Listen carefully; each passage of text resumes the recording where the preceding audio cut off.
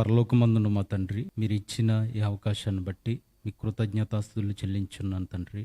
తండ్రి, నీవు ఏవైతే మీ మాటలు నేర్చుకోబోతున్నామో ఆ మాటల ప్రకారం మరి ఈ భూమి మీద బ్రతకగలిగి సత్యవాక్యాన్ని మరి అనేకులకు చెప్పుటకును, అలాగే మీ మాటల యొక్క సంయోచిత అర్థాన్ని అర్థం చేసుకున్నట్టు మాకు శక్తిని బలాన్ని దయచేయమని యేసుక్రీస్తు వారి పరిశుద్ధ నామంలో ఈ ప్రార్థన అడిగి వేడుకుంటున్నాను తండ్రి, ఆమేన్. అయితే మనం ముందుగా ప్రకటించుకున్నట్టు జన్మ నక్షత్రం అనే పాఠాన్ని మనం ఈ రోజు చెప్పుకోబోతున్నాం. ప్రియమైన దేవుని పిల్లలారా, జన్మ నక్షత్రం అనగానే మీరు ఎక్కడెక్కడికో వెళ్ళిపోకండి. మరి ఆ జన్మ నక్షత్రాన్ని ఈ రోజు బైబిల్లో చూస్తాం మనం. ఎందుకంటే దేవుడు కలిగించిన వాటిలో ముఖ్యమైనవి భూమి ఒకటి, ఇంకొకటి అంతరిక్షం అండి. అంతరిక్షం అంటే మొత్తం టోటల్ అంతరిక్షంలో ఎన్నో పదార్థాలు ఉన్నాయి. అలాగే దానికి సంబంధించిన భూమిలోనివి కానివ్వండి, సముద్రంలో కానివ్వండి, అంతరిక్షంలోనివి కానివ్వండి, ఏవైనా గాని దేవుడే సృజించినవి. ఇలా దేవుడు సృజించిన వాటిని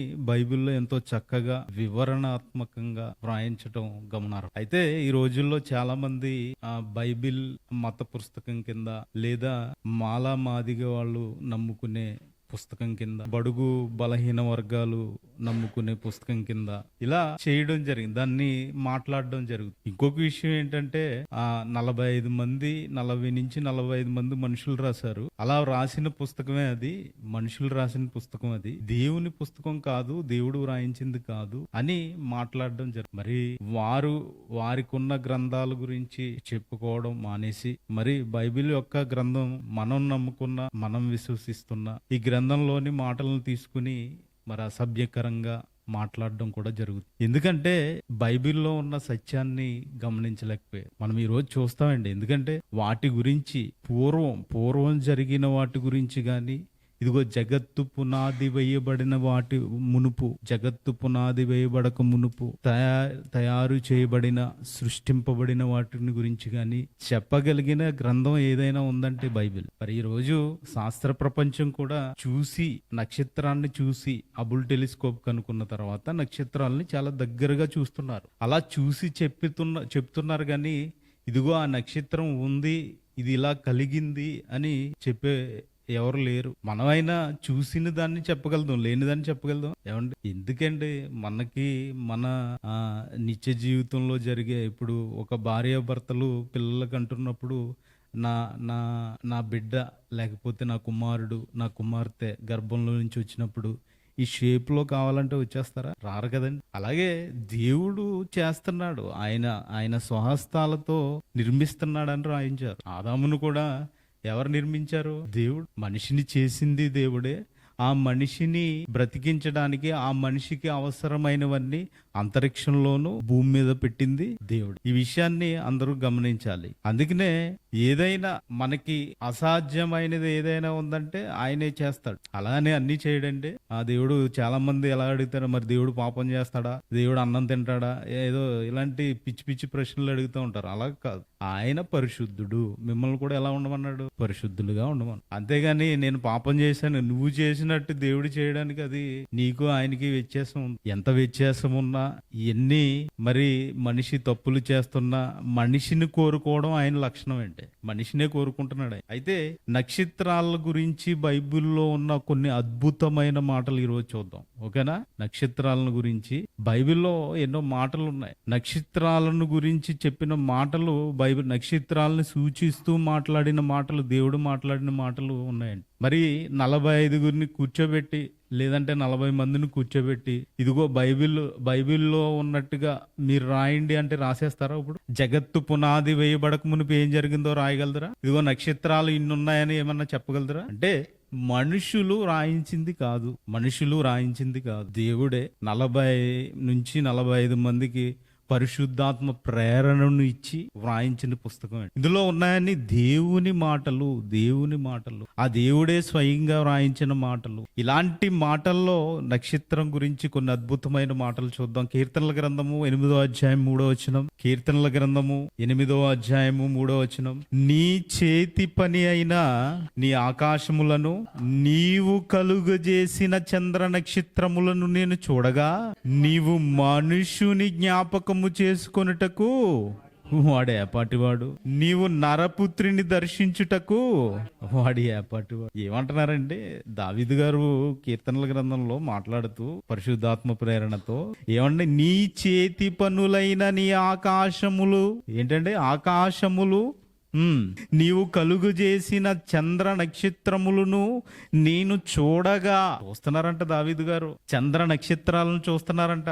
మనకి ఉన్న భూమి కంటే సూర్యుడు ఎన్ని రెట్లు ఎక్కువంటే 13 లక్షల రెట్లు. మరి అలాంటి సూర్యుడిని చూస్తున్నప్పుడు దానికంటే ఇంకా పెద్ద పెద్ద నక్షత్రాలు ఉన్నాయి, సూర్యుని కంటే పెద్ద పెద్ద నక్షత్రాలు ఉన్నాయి అంతరిక్షం. అలాంటివి అంతరిక్షంలో ఉన్నప్పుడు వాటిని చూస్తున్నారంట దావీదు గారు. వాటిని చూస్తున్నప్పుడు ఏమంటున్నారు, నీవు మనుష్యుని జ్ఞాపకము చేసుకొనుటకు వాడు ఏపాటి వాడు. మనల్ని జ్ఞాపకం చేసుకోవడానికి మనం ఏ పాటి వాళ్ళం. ఎంతో పెద్ద పెద్ద నక్షత్రాలు ఉన్నాయి కదా, సూర్యుడు ఉన్నాడు కదండి, సూర్యుడు ఉన్నాడు, ప్రపంచమంతా వెలిగిస్తున్నాడా. చంద్రుడు ఉన్నాడు, ప్రపంచమంతా వెలిగిస్తున్నాడు. అంటే ఇదిగో సూర్య చంద్రుల్నే మనం చూసినప్పుడు ఇదిగో ప్రపంచ మనుషులకు ఉపయోగపడుతున్నాయి కదా అవి. అలాగే నక్షత్రాలు ఈ ఆకాశం, ఈ భూమి నిలబడడానికి ఇదిగో ఆకాశ మండలాన్ని ఏర్పరిచాడు కదా, ఈ భూమి మీద మనిషి కోసం ఇవన్నీ తయారు చేశాడు కదా. వాటిని చూస్తుంటే ఈ మనిషి ఏపాటి వాడు అంటున్నాడండి. ఇది ఎవరు? మహాభక్తుడైన దావీదు గారు మనుషుడు ఏపాటి వాడు అంటున్నాడు. 6 అడుగులు 60 సంవత్సరాలు ఈ జీవితకాలం బ్రతికే మనిషి కోసం ఎవరు ఆలోచిస్తున్నారండి? ఎంత మనం 6 మహా అయితే 7 అడుగులు అంతేనా? మహా ఇంకా ఎవరో ఎక్కడో ఒక్కొక్క దిక్కున 9 అడుగులు ఇలా ఉంటారు, అంతే కదండి. ఆయుష్కాలం 60, మహా బలం ఉంటే 80, అంతే కదా. ఇలాంటి మనిషి కోసం ఎవరు ఆలోచిస్తారంట? దేవుడు. ఇలాంటి మనిషి కోసం అంటే దావీదు గారు అదే అంటున్నారంటే, ఏ పాటివాడు మనిషి, నరుడు ఏ పాటివాడు. ఇవన్నీ చూస్తుంటే, ఇదిగో సూర్యుని చూస్తుంటే, చంద్రుని చూస్తుంటే, ఆకాశ నక్షత్రాలను చూస్తుంటే మనిషి ఏ పాటివాడంటే ఆయుష్కాలం ఎంత? 60 సంవత్సరాలు. 6 అడుగులు మనిషి ఏ పాటివాడు. వీటన్నింటి ముందు జ్ఞాపకం చేసుకుంటున్నాడండి ఆయన. అయితే ప్రియమైన దేవుని పిల్లారా, ఇలా మనిషిని గురించి ఆలోచించినప్పుడు దావీదు గారు కూడా పరిశుద్ధాత్మ ప్రేరణతో ఆకాశ నక్షత్రాలను మాట్లాడుతున్నాడు, ఆకాశంలో ఉన్న వాటిని పోల్చుకుంటున్నాడు. అలాగే కీర్తనల గ్రంథం 147 అధ్యాయం 4వ వచనం కూడా చూడండి. నక్షత్రముల సంఖ్యను ఆయన నియమించి ఉన్నాడు. కీర్తనల గ్రంథము 147 అధ్యాయం 4వ వచనం అందరు తీయాలి. నక్షత్రములు సంఖ్యను ఆయన నియమించి ఉన్నాడు. అబ్రహాము గారికి కూడా సంతానం ఇస్తానన్నప్పుడు ఆకాశంలో నక్షత్రాలు లెక్కపెట్టి అంటాడు, ఆకాశంలో నక్షత్రాలను చూడమంటాడు. అంటే నక్షత్రాలకి అబ్రహాము సంతానానికి ఏం చేస్తున్నారు? లింక్, పోలిక పెడుతున్నారు. ఇదిగో ఆ నక్షత్రాలను చూసావా, ఆ నక్షత్రాలు ఉన్నాయి కదా, ఇదిగో అలా నీ సంతానాన్ని వృద్ధి చేస్తానంటున్నాడు. ఇలాగా అబ్రహాము సంతానాన్ని కూడా నక్షత్రాలతో పోల్చాడు. ఎందుకు పోల్చాడు? నక్షత్రాలతో. ఇంకా భూమి మీద ఏమీ లేవా? నక్షత్రాలతోటే పోల్చాలా? అవును కదండి, ఆలోచించాలి కదా. మనం ఏదైనా చెప్పుకునే ముందర దీన్ని ఎందుకు మాట్లాడుకుంటున్నావు, ఏ విధంగా మాట్లాడుకుంటున్నావు, అది కరెక్టా కాదా ఆలోచించాలి కదా. భూమి మీద ఏం లేవా? ఉన్నాయి కదండి, వృక్షాలు ఉన్నాయి, పక్షులు ఉన్నాయి. ఇదిగో ఆకాశ పక్షులు వలె అనొచ్చు కదా, ఇదిగో ఈ చెట్లు వలె అనొచ్చు కదా, ఇదిగో చింతాకులు ఉంటాయి, ఇదిగో ఈ చెట్టులాగా నిన్ను చేస్తాననొచ్చు కదా. నక్షత్రాలతో ఎందుకు పోలుస్తున్నాడు? ఆలోచించాలా వద్దా? ఆలోచించాలా? ఏమంటున్నాడండి? అబ్రహాము సంతానాన్ని కూడా నక్షత్రాలతో పోల్చాడు. మరి నక్షత్రాలతో పోల్చి నక్షత్రాలకి ఉన్న ఎన్నైతే నక్షత్రాలు ఉన్నాయో అలాగా నీ సంతానాన్ని వృద్ధి చేస్తానని మాటిస్తాడు. ఇలా మనం ఆలోచించుకుంటూ ముందుకెళ్తే భూమి మీద ఎంతమంది రావాలో లెక్క దేవుని దగ్గర ఉంది. ఆకాశంలో నక్షత్రాల లెక్క దేవుని దగ్గర ఉందంటే భూమి మీదకి ఎంతమంది రావాలో లెక్క ఉండదా? ఇప్పుడు ఆకాశంలో ఎన్ని నక్షత్రాలు ఉండాలో దేవుడికి తెలుసు కదా, లెక్క పూర్తి అయిపోయింది కదా అది. ఇప్పుడు అవి ఎన్ని నక్షత్రాలు ఉన్నాయో చెప్పగలుగుతున్నాడంటే ఇప్పుడు మన లెక్క దేవుని దగ్గర ఉండదండి. ఉంటది. ఎవరు చివరి రావాలో కూడా ఆయన దగ్గర లెక్క ఉంది. ఇలా మనం ఆలోచించుకుంటూ ముందుకు వెళ్తే నక్షత్రాల సంఖ్య, మన సంఖ్య కూడా ఆయన నియమించేశాడు ఆల్రెడీ ముందే. ఎందుకంటే అందుకనే ఏమంటున్నాడు అబ్రహాము గారితోటి, మీకు ఇవన్నీ తెలిసినవే అందుకనే చూపించట్లేదు. అబ్రహాము గారు నక్షత్రాల లెక్కకు మించి అంటారు కదా, ఇస్రాయేలు వలె మాట్లాడతారు ఇవన్నీ. అంటే నక్షత్రాలతో పోలుస్తూ అబ్రహాము గారితో మాట్లాడారు. ఇలాగా నక్షత్రాలకు పేర్లు కూడా పెట్టాడండి ఆయన. నక్షత్రాలకు పేర్లు కూడా ఉన్నాయి.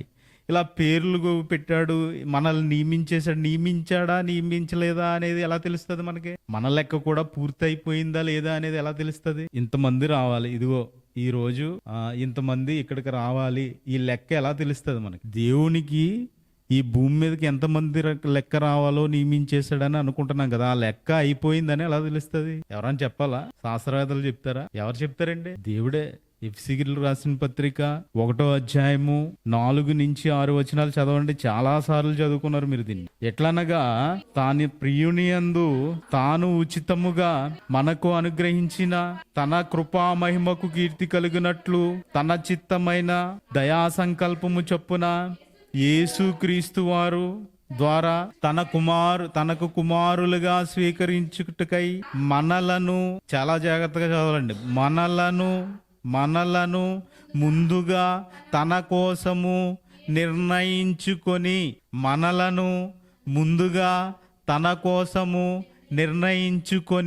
ఎప్పుడు? ఎంత ముందుగా? అది అంటే నిర్ణయం జరిగిపోయిందా? మన లెక్క అయిపోయిందా? ఎంతమంది రావాలి భూమి మీదకి? అంతమందే వస్తారు. యేసుక్రీస్తు వారి గురించి కూడా ఆయన వ్రాయబడిన ప్రకారం వచ్చారు. ఆయన రావాలని ఆయన ఎప్పుడు నిర్ణయించాడు? జగత్తు పునాది వేయబడక మునిపే. అదే కింద చదువుకుంటారు, చదవండి. మనము తన ఎదుట పరిశుద్ధులమును నిర్దోషులమును ఉండవలెనని జగత్తు పునాది వేయబడక మునిపే ప్రేమ చేత ఆయన క్రీస్తులో మనలను ఏర్పరచుకొనెను. ఎలా ఏర్పరచుకున్నాడంటే క్రీస్తులో. ఎప్పుడు? మరి నేను ఇప్పుడు వచ్చానంటాడు అంటే బైబిల్లో చూసారా ఎలా రాయించాడో? జగత్తు పునాది వేయబడక మునిపే క్రీస్తులో మీరు నియమింపబడి. అంటే మీ లెక్క నియమింపబడిపోయిందా? ఆకాశంలో నక్షత్రాల లెక్క కూడా ఆయన దగ్గరే ఉంది. మన లెక్క ఎవరి దగ్గర ఉంది? ఆయన దగ్గర. అయ్యో అప్పుడే వెళ్ళిపోయాడు ఏంటండి అంటారు. అంతే, టైం అయిపోయింది. అరే నిండు వృద్ధాప్యం కూడా రాలేదు, వయసులో చనిపోయాడని అంటారు. టైం అయిపోయింది. ఆ లెక్క ఎవరి దగ్గర ఉంటది? దేవుని దగ్గర ఉంటదండి. దేవుని దగ్గర ఉంటది. ఇలాగా నక్షత్రాలకు పేర్లు ఉన్నాయి, పేర్లు పెట్టి పిలిచేవాడు కూడా దేవుడే. ఈ నక్షత్రాల గురించి మనం ఆలోచించగలిగితే నక్షత్రాలు కట్టడం ఉన్నట్టు కూడా మనకు కట్టడం ఉందని మనం ఆలోచించగలిగితే ఏబు గ్రంథంలో మాట్లాడతారు చూడండి. ఏబు గ్రంథం 38వ అధ్యాయము 38వ అధ్యాయము 31 నుంచి చదువుకుందామండి. కృత్రిక నక్షత్రములు నువ్వు బంధింపగలవా? మృగశీర్షిగా కట్లు నువ్వు ఇప్పగలవా? వాటి కాలములలో నక్షత్ర రాసులు వచ్చినట్టుగా చేయగలవా? సప్తర్షి భూమి మీద స్థాపింపగలవా అన్నాడు. ప్రభుత్వం ఉందా భూమి మీద? ఆమోసు గ్రంథం 9వ అధ్యాయం 6వ వచనం చూడండి. ఆమోసు గ్రంథం 9వ అధ్యాయం 6వ వచనం. ఆమోసు గ్రంథం 9వ అధ్యాయం 6వ వచనం. ఆకాశమందు తన కొరకై మేడగదులు కట్టుకొని వాడును, ఆకాశ మండలమునకు భూమి మీద పునాదులు వేయవాడును.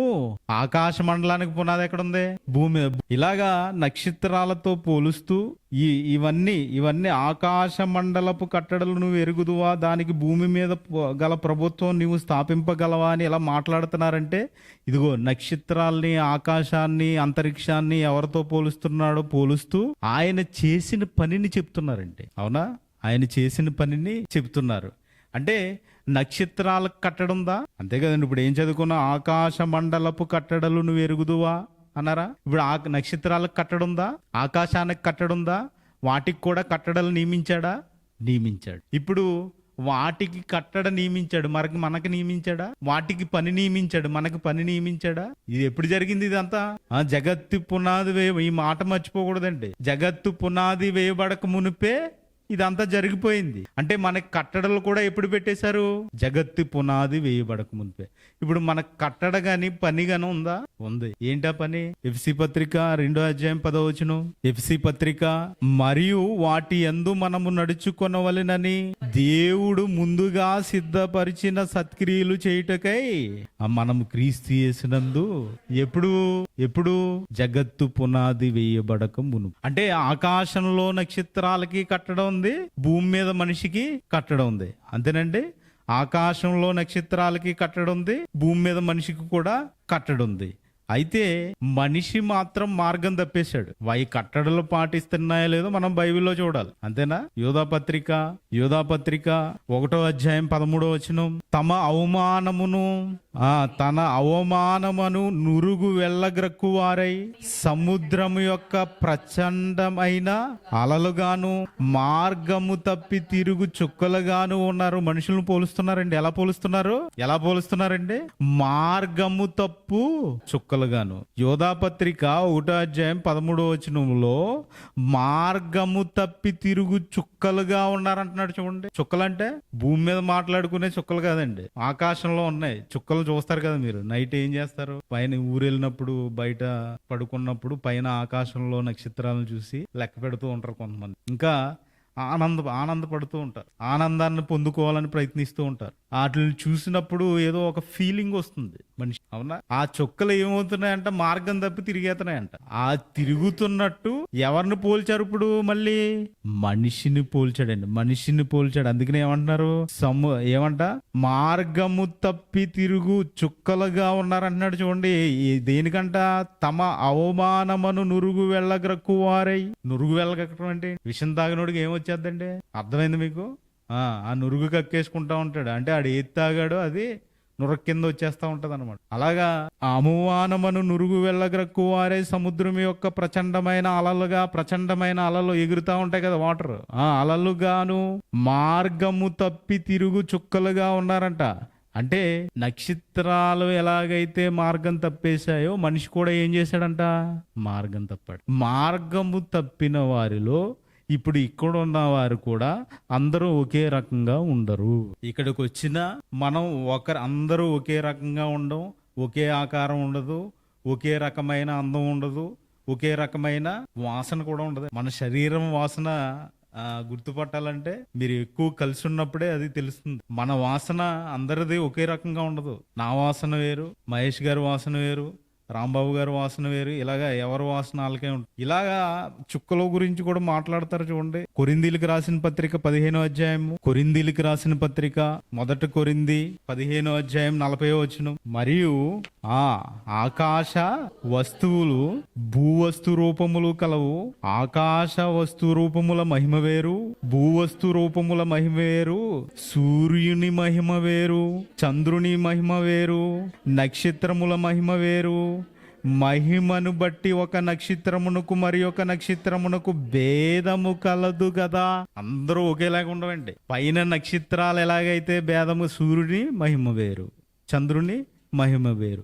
నక్షత్రమును బట్టి నక్షత్రమును మహిమ కూడా వేరే. అవి ఎలాగైతే ఉన్నాయి భూమి మీద, మనం కూడా ఎలా ఉన్నాం. మీ రూపం వేరు, నా రూపం వేరు, మీ వాసన వేరు, నా వాసన వేరు. ఇలాగా మనిషికి ఒక్కొక్క వాసన, బ్లడ్ గ్రూపులు, ఇలా ఒక్కొక్కటిగా చెప్పుకుంటూ ఉంటే ఇదిగో పళ్ళ వరుస. ఈ పళ్ళ వరుస అంతా అందరికి ఒకలాగా ఉంటుందండి. కొన్ని పళ్ళు ఉంటాయి, ఇలా ఒకటి, ఇలా ఒకటి, ఇలా. ఇంకా కళ్ళు, పెదాలు, ఇంకా తల, కాళ్ళు, నడక అన్ని ఒకలాగా ఉంటుందా? మనిషికి నడక డిఫరెంట్ అయిపోయింది. అందరూ ఒకేలాగా నడవరు. చూసారా?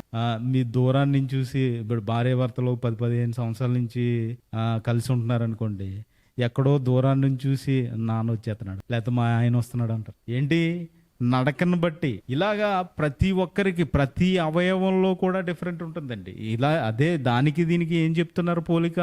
నక్షత్రాలు, ఆకాశంలో నక్షత్రాలను చూసి మనిషికి పోలిక చెప్తున్నారు. ఇంకా మనం మాట్లాడుకుంటూ పోతే ఇలాగా వాటి పోలికని చెబుతూ వాటిని ఇంకా ఏమని పోలుస్తున్నారో మనం ఆలోచిస్తే, ఫిలిప్పీలకు రాసిన పత్రిక 2:16 ఫిలిప్పీలకు రాసిన పత్రిక 2:16 అట్టి జనము వచ్చిన మీరు ఈ వాక్యాన్ని చేత పట్టుకుని లోకమందు జ్యోతుల వలె కనబడుచున్నారండి. మీరు జీవవాక్యం ఏంటండి? The Bible. ఈ వాక్యాన్ని మీరు పట్టుకుంటే ఎలా కనిపిస్తారంట? ఏ జ్యోతుల వలె? ఆకాశ మండలములోని జ్యోతుల వలె. జ్యోతులంటే నక్షత్రాలు, పెద్ద జ్యోతి, చిన్న జ్యోతి. ఎవరు? సూర్యచంద్రులు. ఆకాశ మండలములో జ్యోతుల వలె. సూర్యుడు ఇప్పుడు వరకు ఏమి వెలుగుతున్నాడా? లేదండి. ఎప్పుడు ప్రారంభమయ్యాడు? ఎప్పుడో సైన్స్ ప్రకారం 1500 కోట్ల సంవత్సరాలంట. అప్పటి నుంచి ఇప్పటి వరకు వెలుగుతూనే ఉన్నాడు, ఇంకా వెలుగుతాడు కూడా. పెద్ద జ్యోతి, చిన్న జ్యోతి, చంద్రుడు. సూర్యుని కాంతిని బట్టి చంద్రుడు వెలుగుతాడు. ఇలాగా ఆకాశ మండలములో నక్షత్రాల వలె వెలుగుతూ ఉంటారంట. దేన్ని చేతపడితే? ఆ జీవవాక్యము చేతపడితే. ఇంకా దానియేలు గ్రంథం 12:3 బుద్ధిమంతులైతే ఆకాశ మండలము లోని జ్యోతుల పోలిన వారై ప్రకాశించెదరు. ఎలా ప్రకాశిస్తారంటే, బుద్ధిమంతులైతే ఆకాశ మండలములోని జ్యోతులను పోలిన వారై ప్రకాశిస్తారు. ఏం చేయాలి ఈ బుద్ధిమంతులు? ఏం చేయాలండి బుద్ధిమంతులు? ఎవరినే? నీతి మార్గమున అనేకులను త్రిప్పుదురు. అంటే నీతి మార్గం అనేది ఒకటి ఉంది, ఆ మార్గం వైపు తిరగండి అని మీరు ఎంతమందిని అయితే తిప్పుతారో వాళ్ళందరూ ఎలా ఉంటారంట? నిరంతరం అంటే ఇప్పుడు మీరు చేయవలసిన పని ఏంటి? నిరంతరం ప్రకాశించాలంటే నీతి మార్గం తిప్పాలి. మీకు తెలిసింది ఏది నీతి మార్గం? ఏదంటే క్రీస్తు మార్గమే నీతి మార్గం. అవునా కదా? చాలా మంది క్రీస్తు మార్గాన్ని ఎందుకు ఒప్పుకోరు? అక్కడికి వెళ్తే పరిశుద్ధంగా ఉండాలి, అక్కడికి వెళ్తే ఇవి మానేయమంటారు, అక్కడికి వెళ్తే అది మానేయమంటారు, అక్కడికి వెళ్తే చాలా పరిశుద్ధంగా ఉండాలి. అవునా కదా? ఎందుకమ్మా ఎందుకు బాప్తిసం తీసుకోవటం లేదు? ఎందుకు మీరు ఇంకా అలా అవుతున్నా చర్చికి వస్తే మళ్ళీ పాపం చేయకూడదు అంటారు? అండ్ ఇలా మాట్లాడే వాళ్ళు లేరా? ఉన్నారా? లేరు, ఉన్నారు. పాపం చేయమంటారు. పాపం అంటే ఐ మీన్ ఇదిగో సిగరెట్ తాగొద్దు అంటాడు, మందు తాగొద్దు అంటాడు, నా ఇష్టం వచ్చినట్టు ఉండొద్దు అంటాడు. ఇవన్నీ మానేయాలంట చర్చికి వస్తే. కాబట్టి నేను రాను. ఇలా మాట్లాడుతూ ఉంటారంటే వాళ్ళు ఏమవ్వాలి? నీతి మార్గం తెలుసుకోవాలి. నీతిమంతుడు ఎవరు? యేసుక్రీస్తు వారే. అంటే యేసుక్రీస్తు వారిని తెలుసుకుని రావాలి. లోకం విడిచిపెట్టి వచ్చేయాలి. అలా వస్తే ఆకాశ మండలములో నక్షత్రాల వలె జ్యోతుల వలె ఉంటారండి. అంటే దేవుని కొరకు బ్రతికి దేవుని వైపు మీరు అనేకులను తిప్పితే మీరు ఎలా ఉంటారండి?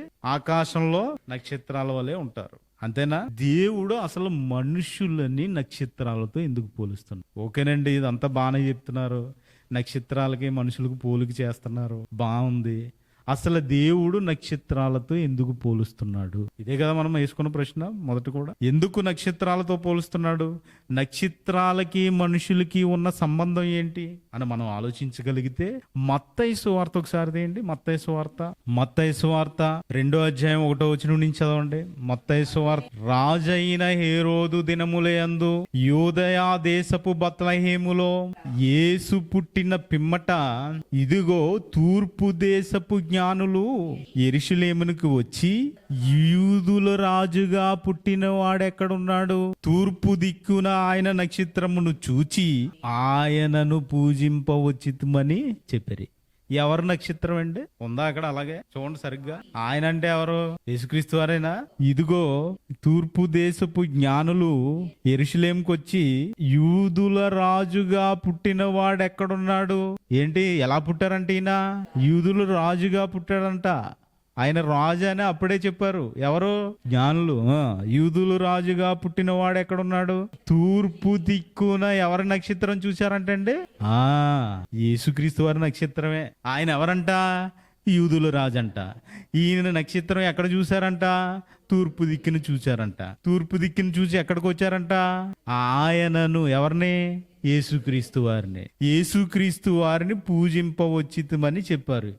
ఎవరి నక్షత్రం చూశారంటే? అంటే ఇప్పుడు ఈయన పుట్టినప్పుడే నక్షత్రం పుట్టిందా? ఈయన పుట్టినప్పుడే ఆకాశంలో నక్షత్రం పుట్టిందా? ఇప్పుడు ఆకాశంలో ఒక నక్షత్రం పుడుతుందంటే, ఆకాశంలో ఒక నక్షత్రం పుట్టిందంటే భూమి మీద ఇప్పుడు ఆకాశంలో నక్షత్రం పుట్టిందంటే ఇక్కడ ఎవరు పుట్టారు? ఒక మహానుభావుడు పుట్టాడు, యూదుల రాజు పుట్టాడు. అంటే ఇప్పుడు అది ఎవరి నక్షత్రం అవుతుందండి? అంటే ఇప్పుడు యేసుక్రీస్తు వారు పుట్టినప్పుడు పుట్టిన నక్షత్రం ఆయన జన్మ నక్షత్రమేనా? అంతేనండి. ఇప్పుడు యేసుక్రీస్తు వారు ఆయన నక్షత్రం అనగా ఏంటి? యేసుక్రీస్తు వారు అతని జన్మకు సూచనగా పుట్టిన నక్షత్రం. అంతేనా? యేసుక్రీస్తు వారి జన్మకు సూచనగా పుట్టిన నక్షత్రం. ఏ నక్షత్రం అంటే? ఆయన నక్షత్రం. అంటే ఇప్పుడు ఆయన నక్షత్రం అనగా ఇప్పుడు యేసుక్రీస్తు వారి నక్షత్రమేనా? అంటే ఆయన జన్మ నక్షత్రమేనా? ఇప్పుడు యేసుక్రీస్తు వారిని పుట్టుకను సూచించే నక్షత్రం జన్మ నక్షత్రమా కాదా? పాఠం టైటిల్ వచ్చిందంటే జన్మ నక్షత్రం. ఇది ఎప్పుడు? సుమారు యేసుక్రీస్తు వారు పుట్టకు 2 సంవత్సరాల క్రితం వీళ్ళ ప్రయాణం. యేసుక్రీస్తు వారు పుట్టినప్పుడు జ్ఞానులు వచ్చేసరికి 2 సంవత్సరాలు పట్టేస్తుందండి. ఎందుకంటే హేరోదు ఏమంటాడు? 2 సంవత్సరములు గల లోపున్న పిల్లలందరినీ చంపే. అంటే వీళ్ళు ఇక్కడికి వచ్చి ఎదుక్కుంటూ వచ్చేసరికి ఎంత సమయం పట్టింది? 2 సంవత్సరాలు పట్టేసింది. ఇలాగా ఆ 2 సంవత్సరాల లోపు పిల్లలందరినీ ఏం చేయమన్నాడు? చంపే. ఇప్పుడు ఆయన నక్షత్రం అనగా జన్మ నక్షత్రం. ఇది శాస్త్రవేత్తలు ఇప్పుడు కనుగొంటున్న హబుల్ టెలిస్కోప్ కనుగొన్న తర్వాత చూసింది కాదండి. అప్పటికి హబుల్ టెలిస్కోప్ లేదు, ఆకాశంలోకి వెళ్ళడానికి కనుగొనక ముందు ఏదీ లేదు. అవునా కదా? ఆర్యభట్ట నక్షత్రాలు కదులుతలేదు అని చెప్పాడు. అవునా, కదులుతలేవు అని చెప్పాడు. తర్వాత హబుల్ టెలిస్కోప్ కనుక్కున్న తర్వాత నెక్స్ట్ ఎడ్మండ్ హేలీ కూడా ఏం చెప్పాడు, కదులుతున్నాయి. 72 సంవత్సరాలకు ఒకసారి ఒక నక్షత్రము భూమి దగ్గరగా వచ్చి మళ్ళీ వెనక్కి వెళ్ళిపోతుందని చెప్పి మరి మొదట ఆర్యభట్ట చెప్పింది నమ్మేశారు జనం. అవునా కదా? అలాగే ఇదిగో హబుల్ టెలిస్కోప్ కనుక్కున్న తర్వాత ఏం చెప్పారండి, నక్షత్రాలు కదులుతున్నాయని చెప్పారు. ఇప్పుడు నక్షత్రాలు కదులుతున్నాయని బైబిల్ చెప్పేసింది కదా. మార్గము తప్పి తిరుగుచున్న చుక్కలు ఎప్పుడు? మొదటి శతాబ్దంలో. నక్షత్రాలకి పేర్లు పెట్టినట్టు ఎప్పుడు? క్రీస్తు పూర్వం 800 సంవత్సరాల క్రితం. సుమారు యోబు గ్రంథం ఎప్పుడుదండి అంటే అప్పుడే వ్రాయించారా చుక్కల గురించి, నక్షత్రాల గురించి అప్పుడే రాయించారా? అంటే యోబు గారు ఏమైనా సైంటిస్టా? అవును, సరే అండి, ఎన్నో విషయాలు ఉంటాయండి యోబు గ్రంథం. దేవుడే పరిశుద్ధాత్మ ప్రేరణతో రాయించిన పుస్తకం అని తెలియడానికి ఇగో ఇవే రుజువులు. నక్షత్రాన్ని చూసి 2 సంవత్సరాలు ప్రయాణం చేసి వచ్చారా యేసుక్రీస్తు వారి దగ్గరికి? అవును. ఇలాగా ఈ నక్షత్రాలు ఎలాగైతే ఉన్నాయో ఆకాశంలో, అలాగే అబ్రహాము గారి గురించి కూడా అంటారు కదా. అబ్రహాము గారి గురించి నక్షత్రాలు భూమి మీద ఉన్న మనుషులను సూచించడానికి ఉద్దేశం ఏంటి, ఆ చెప్పడానికి ఉద్దేశం ఏంటంటే నక్షత్రాలని పోలుస్తూ అబ్రహాము గారితో వాగ్దానం చేస్తారు. ఒకసారి చూడండి, హెబ్రీ పత్రిక 11వ అధ్యాయము, హెబ్రీ పత్రిక 11వ అధ్యాయము 12వ వచనం. అందుచేత మృతతుల్యుడైన ఆ యొకని నుండి సంఖ్యకు ఆకాశ నక్షత్రము వలెను అంటున్నారు. చూడండి, సముద్ర తీరమందు లెక్కింప సఖ్యము కాని ఇసుక వలెను సంతానము కలిగిన. ఎవరికండి? అబ్రహాము గారికి. ఇంకా అయిపోయింది 100 సంవత్సరాలు కదండి అబ్రహాము గారికి. 100 సంవత్సరాలు, ఇప్పుడు 70-60 సంవత్సరాలకే మృతతుల్యుడు అయిపోతాడు. అవునా కదా? అంటే 100 సంవత్సరాల కాలంలో మృతతుల్యుడైన ఒకరి నుండి సంఖ్యకు ఆకాశ నక్షత్రములు వలె అంటున్నారు. చూసారా? అంటే పోలుస్తున్నారు మనిషికి. ఆకాశ నక్షత్రాలు మార్గం తప్పి తిరుగుతున్నట్టు మనిషి కూడా మార్గం తప్పి తిరిగేస్తున్నాడు. వీళ్ళిద్దరు పోలుస్తున్నాడు అనమాట. అంటే దేవుడు ఏదైతే అనుకున్నాడో ఆ నక్షత్రాలను ఎందుకు పెట్టాడో, ఈ భూమి మీద మనిషిని ఎందుకు పంపించాడో, వీళ్ళిద్దరిని టాలీ చేసుకుంటే నక్షత్రానికి భూమికి, భూమి మీద ఉన్న మనుషులకి సంబంధం ఉంది. అర్థమైందండి? నక్షత్రాలకి భూమి మీద ఉన్న మనిషికి సంబంధం ఉంది. అయితే ఈ నక్షత్రాలు ఏమవుతాయంటే కొన్ని బ్లాక్ హోల్స్ గా మారిపోతాయి. ఇప్పుడు గ్రహ శకలాలు వచ్చి పడిపోతున్నాయి, ఇలాగా మన భూమి మీద వైపు వచ్చేస్తున్నాయి అంటారు కదా. ఆ నక్షత్రాలన్నీ బ్లాక్ హోల్స్ గా మారిపోయి మిగతా పక్కనున్న నక్షత్రాలను కూడా పాడు చేసేస్తాయి. పక్కన ఏవైతే ఇంకా నక్షత్రాలు ఉన్నాయో ఆ నక్షత్రాలను కూడా పాడు చేసేసే గుణం ఈ నక్షత్రాలకు ఉన్నాయి. వీటిని కటిక చీకటి బిలాల కింద కూడా మాట్లాడతారు. బ్లాక్ హోల్స్ అంటారండి. మీరు ఆ నక్షత్రాల గురించి చదువుకుంటే, ఆ నక్షత్రాల గురించి ఇప్పుడు ఎడ్మండ్ హేలీ గురించి చెప్పుకున్నాం కదా. ఇప్పుడు ఎడ్మండ్ హేలీ ఏం చేశాడు? చూసి చెప్పాడు, అంతేనా? బ్లాక్ హోల్స్ గా మారిపోతున్నాయి ఇలాగా. ఇప్పుడు ఇంకొక అతను స్టీఫెన్ హాకింగ్ ఉన్నాడు కదా, శాస్త్రవేత్త. ఇలా కలజోడు పెట్టుకుని కుర్చీలో కూర్చుని ఉంటాడు. మరి అతను చెప్పిన విధంగా, ఇప్పుడు చెప్పిన విధంగా ఆయన చెప్పింది ఏంటంటే బ్లాక్ హోల్స్ గా మారిపోతున్నాయి. నక్షత్రాలన్నీ బ్లాక్ హోల్స్ గా మారిపోయి మిగతా నక్షత్రాలను కూడా పాడు చేస్తున్నాయని చెప్పారంటే, అయితే ఆ శాస్త్రవేత్తలకి ఘనత దక్కింది. కానీ దేవునికి అవి చేశాడు కదా దేవుడు. నక్షత్రాలకి లెక్క పెట్టాడు కదా, వాటిని కలిగించాడు కదా. అవి చేసిన దేవునికి మాత్రం ఘనత లేదండి. అవి చేసిన దేవుణ్ణి మాత్రం మనిషి గుర్తించట్లేదు. చేసింది దేవుడే అని ఎరగలేకపోతున్నాడు మనిషి. అలాగా మార్గం తప్పి తిరుగుతున్న చుక్కలు అన్నాడు కదండి. మార్గం తప్పి తిరుగుతున్నాడు మనిషి కూడా. ఎలాగైపోయాడంట? మార్గం తప్పేశాడు. వీడి మార్గం తప్పితమే కాదు, ఎంతమందిని చెడగొడతాడు? చుక్కలు ఏం చేస్తున్నాయి? పక్కనున్న చుక్కలను కూడా, పక్కనున్న నక్షత్రాలను కూడా మింగేస్తున్నాయి. ఇప్పుడు ఈడు చెడిపోయింది కాకుండా ఎంతమందిని చెడుపుతాడు? చాలా మందిని. నక్షత్రాలని చెడుపుతున్నాయంటే మనుషుల్ని చెడిపోతాడు. అవునా కదా? జరగట్లేదా? ఇవన్నీ జరగట్లేదా? జరుగుతున్నాయి. ఏమంటాడు? వాడి దగ్గరికి వెళ్ళటం ఏంటి? వాడి దగ్గరికి నువ్వు ఎందుకు వెళ్తున్నావు? అవసరం ఏముంది? నేను చెడిపోతున్నాను కదా, నువ్వు కూడా నాతో చెడు. దుష్ట సాంగత్యము చెడు. అంటే ఎందుకు ఈ రోజు ఆదివారం వెళ్ళాలా? చర్చికి వెళ్ళాలి అవసరం. మళ్ళీ సినిమా ఈ రోజే కదా ఫస్ట్ షో చూడాలి. ఆల్రెడీ మనం చిన్నటి నుంచి ఫ్యాన్స్ బెనిఫిట్ షో చూడకపోతే ఏమవుతుంది? చూడాలి కదా మరి. కాబట్టి ఈ రోజు నువ్వు చర్చ ఎగ్గొట్టే. ఏమైంది అక్కడ? దుష్ట సాంగత్యం మంచి నడవడి. ఈ రోజు వస్తే ఏంటి, వాక్యం వింటాడు. నక్షత్రాలకి మనిషికి ఉన్న సంబంధం చెప్పుకుంటున్నాం, అంతే కదండి. వాక్యం వింటాడు. ఈ వాక్యం వినే ప్రయత్నాన్ని ఏమైంది, పాడు చేసి. అంటే ఈ బ్లాక్ హోల్ గా మారిపోయినాడు ఇంకెంతమందిని నాశనం చేస్తాడు. ఇప్పుడు అంతే కదండి. ఇప్పుడు ఫ్రెండ్స్ లో ఒకడు గుట్కా గానీ సిగరెట్ గానీ మందు గానీ తాగుతున్నాడు అనుకోండి, ఇప్పుడు మిగతా పక్కన 10 మంది ఊరుకుంటారా? ఏం పర్లేదురా, చూడు ఏదో ఇంత ఒక చిన్న అలా అంటేస్తాడు. వీడు ఏం చేస్తాడో రోజు కొద్దిగా దాని టేస్ట్ అలవాటు చేసుకుంటాడు. ఇది లోనకి వెళ్ళినప్పుడు ఏమనిపిస్తుంది అంటే అండి, శరీరం అంతా తిమ్మిరెక్కినట్టు అయిపోయి అదొక రకమైన మత్తులో ఉంటాడు. తెలియదు వాడికి. దీనికి అంటే అలవాటు అయిపోతుంది. అలవాటు అయిపోయిన తర్వాత అది తాగితేనే గాని నేను తినలేను. మీకు మా ఫ్రెండ్ గురించి చెప్పాను కదా ఒకరోజు. అంటే ఇలాగా వీడు పాడయ్యేదే కాకుండా మిగతా వాళ్ళు ఏం చేస్తాడు, అది సంఘంలో కూడా కొంతమంది బ్లాక్ హోల్స్ గా మారిపోయిన వాళ్ళు ఉంటారు. వాక్యం అర్థం అవ్వాలి ఏమండి. అందరికీ రాదు వాక్యం. ప్రయత్నించాలి, చదవాలి, కష్టపడాలి, నేర్చుకోవాలి. అన్ని అందరికీ తెలిసిపోవు. అలాగే నాకు వచ్చాను అనుకోండి, నేను ఒక బ్లాక్ హోలే. అర్థమవుతుందా? కాబట్టి నేర్చుకునేవారిగా ఉండాలి. మనం నేర్చుకునేవారిగానే బైబిల్ చదువుకోవాలి. ఇలా ఎప్పుడైతే చదువుకుంటున్నామో ఆయన మార్గంలో వెళ్ళడానికి అవకాశం ఉంటుంది. అయితే మనిషి కూడా మార్గం తప్పిపోయాడని చెప్పుకున్నాం కదా. దేవుడు చుక్కలను ఎవరు చేశాడు? దేవుడే. మనల్ని దేవుడే చేశాడు. చుక్కలను చేసినందుకు బాధపడ్డాడో లేదు కానీ మనల్ని చేసినందుకు ఆయన బాధపడ్డాడు. చూస్తారా, ఆదికాండం 6వ అధ్యాయం 12వ వచనం. ఆదికాండం 6వ అధ్యాయం 12వ వచనం. దేవుడు భూలోకాన్ని చూశాడంట. ఏమైందంటే చెడిపోయిందంట. భూమి మీద సమస్త శరీరులు తమ మార్గమును ఏం చెరిపేసుకున్నారంటే మార్గం చెరిపేసుకున్నారంట. నోహు వాడ కడతాడు. ఆయన కడతా ఉంటే ఈ ముసలోడికి ఏం పని లేదు. వాడంటాడు, చెక్క అంటాడు. పోనీ ఎక్కడో సముద్రం దగ్గర కట్టుకుంటే బాగుండు, తీసుకొచ్చి ఏం చేస్తున్నాడు, ఇక్కడ ఇళ్ల మధ్యన కడుతున్నాడు. ఇదేం పర్వతం, ఇక్కడికి వాటర్ ఎందుకు వస్తుంది? అంతే కదండి. ఆలోచన ఎలా ఉంటది? ఇప్పుడు నేను ఇక్కడ వాడ తయారు చేస్తున్నాను అనుకో, మీ ఆలోచన ఎలా ఉంటది? వీడికి పిచ్చిలేసింది. మీరు ఎలా అంటారో అప్పుడు ఆయన అలాగే అన్నారు, అవునా కదా? ఇప్పుడు ఏం చేస్తున్నారు? నోవాహ గారు వాడ కడుతున్నారు. ఎక్కడా? ఇంట్ల మధ్యలో. ఇలాగా నోవాహ గారిని కూడా ఆ రోజు పిచ్చోడు అనుకున్నారు. ఎక్కడ కట్టాడంట ఆయన?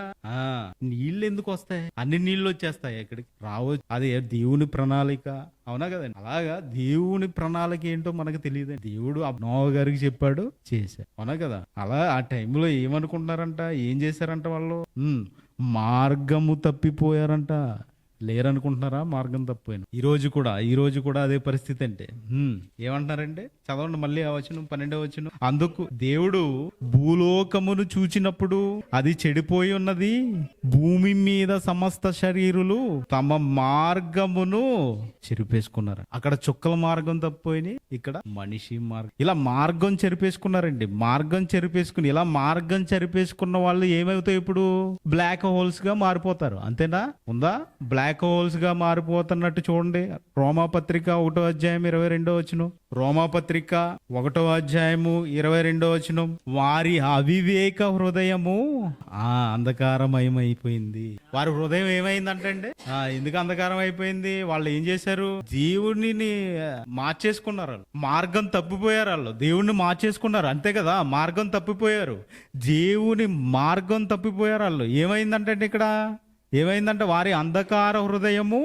అది అంధకార హృదయం అంటే, అంధకారం అంటే ఏంటి? చీకటి. ఇప్పుడు హృదయం ఏమైపోయింది? చీకటి అయిపోయింది.